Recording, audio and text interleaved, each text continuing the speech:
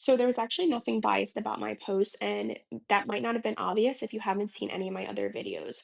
So the point was to break up the echo chamber that a lot of people are hearing that SNAP and Medicaid and pretty much any social programs are all just benefiting Democrats. Like the notion that Democrats are lazy and all of your money is going to Democrats. The point was to break up that chamber, which may or may not happen regardless. But I showed data. So the main thing we're hearing and we're seeing are people in red states who voted for Trump are now realizing that they were kind of under an impression that all the things they wanted to go away, so SNAP, Medicaid, all those things that they have and they utilize, they thought would only affect the Democrats and the blue states, and that's not how it works.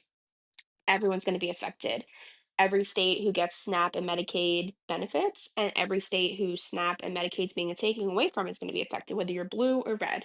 The point was, it's not a left versus right or a red versus blue issue. It's happening everywhere because people, I guess, in red states are under the impression that it's only going to affect Democrats and blue states, and they're the leeches.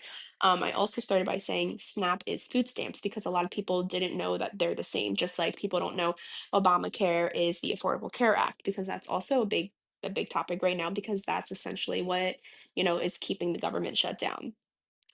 So my point wasn't to say only red states are being affected. The point was, hey, if you live in one of these states, which is red, and you voted to stop these things, but you use these things, it's going to affect you. I could go through all of the states and show what they all use because there are blue states that benefit from it. But the people who are Democrat and blue aren't voting just to help the Democrats. They're essentially voting to help everyone.